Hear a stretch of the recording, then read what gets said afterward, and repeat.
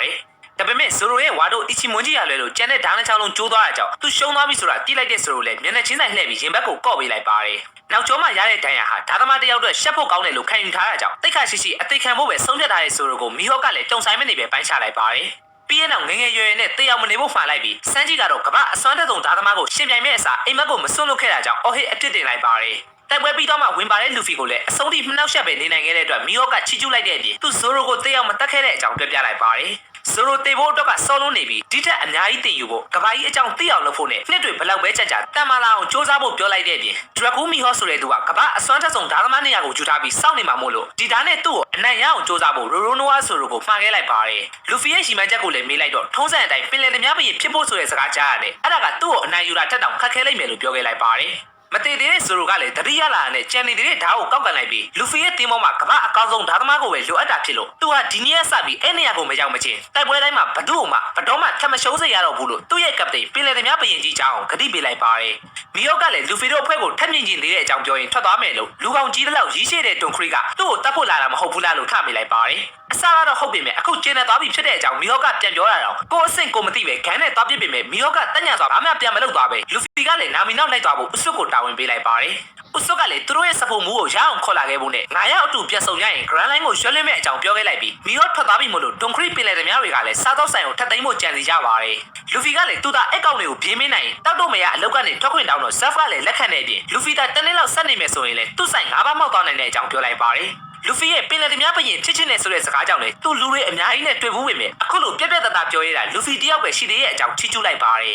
ဂျွန်ဂရီကတော့စားတော့ဆိုင်ရဲ့တင်းမောကိုတိမ်ပြီး Grand Line ကိုထပ်ဝင်ဖို့ပြောနေရဲ့ပြင်ကြောက်နေတဲ့ကောင်မှန်သမျှအရှင်မထားတာကြောင့်ဘသူမှအထုံးမတက်ရဲတော့ပဲမီယောတင်းမောကြီးကိုခုတ်ပိုင်းနိုင်ခဲ့တယ်ဆိုတာသူ့ရဲ့ကိုယ်ပိုင်အစွမ်းစားကြောင့်မဟုတ်ပဲနတ်ဆိုးတစ်တီစားထားလို့သာဖြစ်တဲ့အကြောင်းသူထင်တာကိုထပြောလိုက်ပါတယ် Grand Line လိုနေရာမျိုးကနတ်ဆိုးတစ်တီတွေနဲ့ပြည့်နေတာဖြစ်လို့တင်းမောကိုပိုင်းနိုင်မှုအတွက်မီယောကအဲ့လိုအစွမ်းတစ်ခုခုကိုထုတ်သုံးခဲ့တာဖြစ်နိုင်ပြီးကောက်ရိုးအုတ်ထုတ်ကောင်စီမှာရှိနေတဲ့ rubber တစ်တီအစွမ်းကတော့တငယ်နှစအစ်စ်ပဲဖြစ်တဲ့အကြောင်းအားချောင်လိုက်ပါတယ်Cheney Zaf ကတော့ Grand Line ထဲမှာတနေ့လောက်ကျင်လည်ဘူးတဲ့အတွက်အဲ့ဒီမကောင်းဆိုးဝါးတွေကိုထိန်းနိုင်မယ်လှုပ်ဝက်ကသူ့ရဲ့မှတ်တမ်းစာအုပ်ထဲမှာရှိနိုင်တဲ့အကြောင်းနဲ့ကံကောင်းရင် One Piece နဲ့ပတ်သက်တဲ့အချက်အလက်တွေပါရနိုင်တာကြောင့်သူ့တပည့်တွေကိုထင်ရပြောပြီးမြှောက်ပေးလိုက်ပါတယ်အဲ့ချင်းစကားတွေကိုယုံတဲ့ကောင်တွေကလည်းစားတော့ဆိုင်ကိုတိုက်ခိုက်ဖို့လုပ်နေရကြောင်းစန်းကြီးကတစ်ချိန်လုံးကအဖြစ်အပျက်တွေကိုတတိယသွားခဲ့ပြီးအဖိုးကြီး Zaf ရဲ့အိမ်မက်ဖြစ်တဲ့ဒီသမုဒ္ဒရာစားတော့ဆိုင်ကိုမထိခိုက်ရအောင်တင်းမောရှည်ရက်တွေကိုဖွင့်ချဖို့ပြောလိုက်ပါတယ်အဲ့လိုလုပ်လိုက်ရင်ရန်သူတွေအများကြီးရေရက်ပေါ်ကိုတက်လာနိုင်ပေမဲ့စားတော့ဆိုင်အတွင်းထဲမှာတိုက်ပွဲမဖြစ်ဖို့ကပိုပြီးအရေးကြီးတာကြောင့်အဖိုးကြီးဆက်ပွားစီပြောတာမခံချင်တဲ့စန်းကြီးလေရေရက်တွေကိုချက်ချင်းဖွင့်ခိုင်းလိုက်ပါတယ်လူဖီကလည်းရှေ့ဆုံးကနေတက်လာတဲ့ကောင်တွေကိုရေထဲပစ်ချလိုက်တဲ့အတွက်တောက်တော့မရကောင်လေးရဲ့အစွမ်းကိုအားလုံးကလည်းမျက်လုံးပြူးကုန်ကြပြီး Zaf ကလည်းလူဖီရဲ့တက်ခိုက်မှုအားလုံးကိုမျက်တောင်မခတ်ပဲတိကျကြည့်နေမှုစန်းကြီးကိုတတိပေးလိုက်ပါတယ်နတ်ဆိုးတတိစားထားတဲ့သူတွေကရေကူးလို့မရဘူးဆိုတာကြားဘူးတဲ့ဒွန်ခရီကလည်းချစ်ချစရာတိတ်မရှိတဲ့ဒီနေရာမှာသူ့ကိုလူဖီရှင်းနိုင်မှာမဟုတ်ဘူးလို့ထင်နေခဲ့ပါတယ်အဲ့ချိန်မှာဘာရတီစားတော့ဆိုင်ရဲ့ရေရက်တွေကပေါ်လာခဲ့ပြီး Fighter စဖို့မှုတွေအားလုံးကသူတို့ဆိုင်ကိုကာဝယ်ဖို့အသင့်ဖြစ်နေကြတဲ့ပြင်ပတ်တီနဲ့ကာနယ်တို့ကလည်းသူတို့ရဲ့လှုပ်ဝက်အမြောက်လေလေးကိုထုတ်လာကြပါတယ်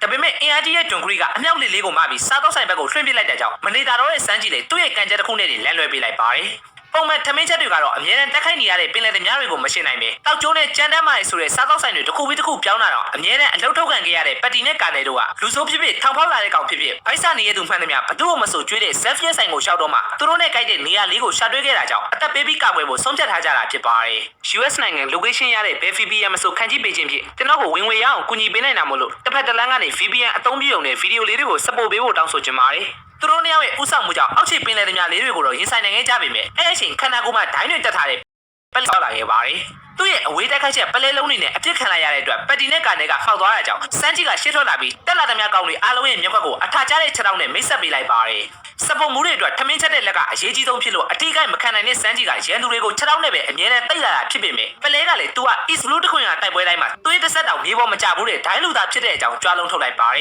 ်အဲ့ချိန်တတိလက်လို့ဖြစ်နေတဲ့လူဖီကိုဒွန်ခရီကအိုးအောင်ဆော်လိုက်တဲ့ကြောင့်အမြောက်ဆက်တော့တစ်ခါမှမထီဘူးတဲ့ပလဲကမြောင်းနဲ့အပေါက်ခံရသလိုဖြစ်သွားပြီးနှာခေါင်းသွေးပါကျလာခဲ့ပါတယ်ပလဲကသွေးကိုမြင်တာနဲ့ပင်လယ်သမားငယ်သားတွေပြင်ဒွန်ခရီကပါစိတ်ထိန်မှုပြောနေတာကိုတူတူဆဲဆဲမြင်လိုက်ရပြီးဒိုင်းနှစ်ဖက်ကိုအဆက်မပြတ်တီးနေတဲ့ပလဲရဲ့ခန္ဓာကိုယ်ကနေမိတော့တွေကထလာခဲ့ပါတယ်တွဲကိုမြင်တာနဲ့ကြောက်လန့်တဲ့ပလဲကအနားမှာရှိရှိသမျှအရာတွေအားလုံးကိုသူ့ရဲ့ပုတ်တိုက်အားနဲ့မီးလောက်တိုက်တွင်းပြတတ်တာဖြစ်လို့တင်းမောမှာပျက်စီးသွားမှကိုဒွန်ခရီကစိတ်ပူနေရဖြစ်ပြီးဆိုင်ကိုအတိမခံတဲ့စန်းကြီးကလည်းပလဲကိုဥတီတိုက်ခိုက်လိုက်ပါတယ်စပုံမှုဆိုတာမီးကိုမကြောက်ဘူးလို့ပြောရင်ပြင်းထန်တဲ့ကန်ချက်တွေပြစ်ထည့်ပေးလိုက်တဲ့အတွက်ပလဲကလည်းသွေးသွေးတန်းနဲ့ပတ်ဝန်းကျင်အားလုံးကိုဖျက်ဆီးပစ်ဖို့ဆုံးဖြတ်လိုက်ပါတယ်မီးလောက်နေတဲ့ပလဲလုံးတွေသာဟင်းချက်တဲ့နေရာကိုရောက်သွားရင်ပတ်ပွဲနိုင်နေဆိုပေမဲ့ Zaf ကသူ့ရှေ့ရောက်လာတဲ့မီးပလဲတွေကိုခြေထုတစ်ချက်ဝှေ့ရုံနဲ့ရက်တန့်ပစ်လိုက်ပါတယ်Cheney Zaf ရဲ့တန်မာမှုတွေရှိနေသေးရဲ့ဆိုတာကိုမြင်လိုက်ရတဲ့ပင်လယ်သမားတွေကရှင်းမတက်ရဲကြတော့တာ တာကြောင့်ဒွန်ခရီကလည်းသူကိုယ်တိုင်စန်းကြီးကိုလှမ်းတိုက်ခိုက်ပြီးမြဲလူဖီကမီးတွေချားတဲ့ကနေဝင်ကားပေးလိုက်ပါတယ်သူ့ကြောင့်ပဲရွက်တိုင်ကြိုပြီးပလဲကောင်းကိုအထုခံလိုက်ရတာကြောင့်လုံးဝဒဏ်ရာမရဘူးတဲ့ပလဲဆိုတဲ့ကောင်လည်းမြောက်လက်ချက်နဲ့ကြွသွားခဲ့ပါတယ်အဲ့ချိန်ပဲချီနီဆက်ဖီရဲ့နောက်မှာဂင်းကပေါ်လာခဲ့ပြီးဆက်ဖာအတိတ်မှာဘလောက်ပဲတန်မာခဲ့ပါစေဒုက္ခိတတပိုင်းထမင်းချက်အဖိုးကြီးဖြစ်နေပြီမို့လို့သူ့ဟိုသာကဲချင်းအညက်ခံပြီးထွက်သွားဖို့စန်းကြီးတို့ကိုတတိပေးလိုက်ပါတယ်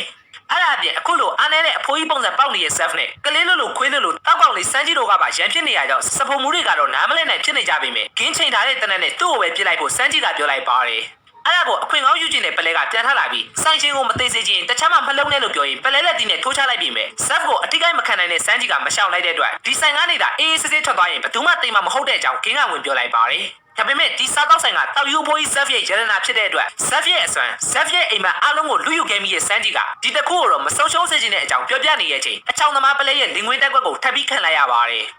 ကျေပြောလာတဲ့သမုတ်တရားကြီးရဲ့တနေရာမှာအော်ဘလူးဆိုတဲ့ဒန်နာကြီးဆန်တဲ့နေရာတစ်ခုရှိပြီးသမုတ်တရား၄စင်းလုံးမှရှိတဲ့အမျိုးမျိုးပေါင်းများစွာသောငါးတွေကိုတနေရာထဲမှာတွေ့နိုင်တဲ့အတွက်ပင်လယ်ပြောစပုံမှုတွေအားလုံးရောက်ဖူးကျင်ကြတဲ့နေရာတစ်ခုဖြစ်ပါတယ်အော်ဘလူးကိုသာရှာတွေ့ရင်တကဘာလုံးကပင်လယ်စာတွေကိုလက်စွမ်းပြချက်ပြုတ်လို့ရမှာဖြစ်တဲ့အတွက်စပုံမှုပေါက်စလေးစန်းကြီးရဲ့အိမ်မက်ကလည်းအော်ဘလူးစီကိုရောက်ချင်တာဖြစ်ပေမဲ့လူတိုင်းကတော့အဲ့နေရာကတကယ်မရှိပဲစိတ်ကူးရင်ရှောက်ပြောထားတဲ့ဗစက်ရဆိုတဲ့တစ်ခုလို့သာခံယူထားကြတာဖြစ်ပါတယ်ပင်လယ်ပြင်ထဲကအပျော်စီးတင်မောတစ်ခုရဲ့စပိုးဆောင်မှာအလုံးဝင်လုံးနေတဲ့ပေါက်စလေးစန်းကြီးကကက်စတမာတွေရဲ့စားကြွေးစားချက်တွေကိုဘယ်သူမှယူစားတာမကြိုက်ပေမဲ့သူ့အထက်စီနီယာတွေကတော့ပင်လယ်ပြင်ထဲမှာစပုံမှုကောင်းတစ်ယောက်ဖြစ်ချင်ရင်အစားအစာတွေကိုမဖြုံးလိပြဖို့တင်ပေးခဲ့ပါတယ်တနေ့သူတို့ရဲ့တင်မောကို Grand Line ကပြန်ရောက်လာတဲ့စဖုံမှုပင်လယ်တမခေါင်းဆောင်ချီနီဆက်ဖီရဲ့တင်မောကလာရောက်တိုက်ခိုက်ခဲ့ပြီးတမိုးရှိတဲ့ပစ္စည်းမှန်တမကိုလူယူရင်းနဲ့အားလုံးကိုအရှင်မထားပဲတုတ်တင်ပစ်နေရကြောင်းစန်းကြီးလေးကမကြောက်မရွံ့ရေးဆိုင်မှုရှေ့ကိုထွက်လာခဲ့ပါတယ်ဆက်ကိုပါမထီမဲမြင်သွားပြောနေတဲ့အတွက်အကန်ခလိုက်ရပြီမဲ့တနေ့ကျရင်အော်ဘလူးကိုမရောက်မချင်းသူလုံးဝသေလို့မဖြစ်တဲ့အကြောင်းပြောရင်းနဲ့ဆက်ဖီရဲ့ခြေထောက်ကိုကိုက်ထားတာကြောင့်ပင်လယ်တမတွေအားလုံးကတော့ Grand Line ထဲမှာတော့တကယ်မရှိရဲ့အော်ဘလူးအကြောင်းကိုပြောရင်ဝိုင်းရီကြပါတယ်